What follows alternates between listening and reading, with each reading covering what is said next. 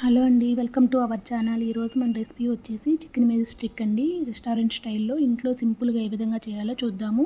దీనికోసం boneless chicken తీసుకొని సన్నగా పొడుగ్గా వీడియోలో చూపించిన విధంగా కట్ చేసుకోవాలి. తర్వాత అందులో కొంచెం ఉప్పు అలాగే పెప్పరు నిమ్మరసం వేసుకొని కలుపుకోవాలండి. ఈ విధంగా కలిపిన తర్వాత ఇందులో బైండింగ్ కోసం కార్న్ఫ్లోర్ వాడదాము. ఇందులో కంపల్సరీ కార్న్ఫ్లోర్ వేసుకోవాలండి, మైదా అనేది బాగుండదు. అందుకోసం కార్న్ఫ్లోర్ వేసుకోవాలి. నేను తీసుకున్న చికెన్ క్వాంటిటీని బట్టి నేను కార్న్ఫ్లోర్ అనేది 6 స్పూన్స్ వేసుకున్నానండి. ఇవి కొంచెం కలుపుకున్న తర్వాత ఒక ఎగ్ వేసుకుందాము. ఎగ్ వేసుకోవటం వల్ల బైండింగ్ అనేది సపరేట్ అవ్వకుండా అలాగే టేస్టీగా ఉంటుంది.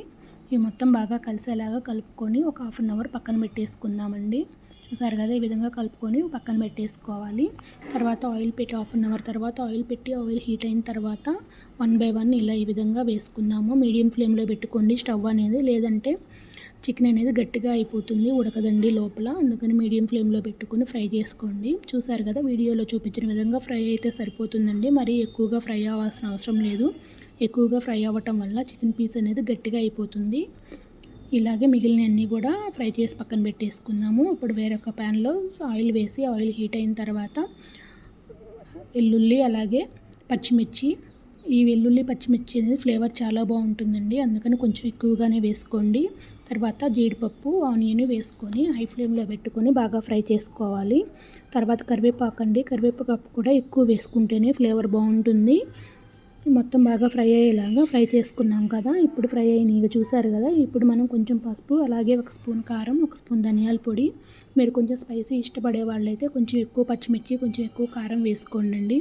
ఈ తర్వాత మనం కొంచెం పెరుగు వేసుకుందాము. పెరుగు వేసుకున్న టైంలో సిమ్లో పెట్టుకొని స్టవ్, పెరుగు వేసుకొని అలాగే కొంచెం సాల్ట్ వేసుకొని పెరుగు మొత్తం బాగా కలిసేలాగా కలుపుకోవాలండి. ఈ విధంగా కలిసిన తర్వాత సోయా సాస్ అండి, బ్లాక్ సోయా సాస్, ఇది కంపల్సరీ ఈ సోయా సాస్ అనేది యూస్ చేయాలి, లేదంటే టేస్ట్ బాగుండదండి. మెజిస్టిక్కి సోయా సాస్ చాలా బాగుంటుంది టేస్ట్. ఇప్పుడు హై ఫ్లేమ్లో పెట్టుకొని మనం ముందుగానే రెడీ చేసి పెట్టుకున్న చికెన్ పీసెస్ వేసుకొని మొత్తం ఈ విధంగా కలుపుతూ ఫ్రై చేసుకోవాలండి. ఫైనల్గా మన మెజిస్టిక్ రెడీ అయిపోయింది. చికెన్ మెజిస్టిక్ ఇంట్లోనే టేస్టీగా సింపుల్గా. మీకు కనుక మా వీడియో నచ్చినట్టయితే లైక్, షేర్, సబ్స్క్రైబ్ అండి. Thank you.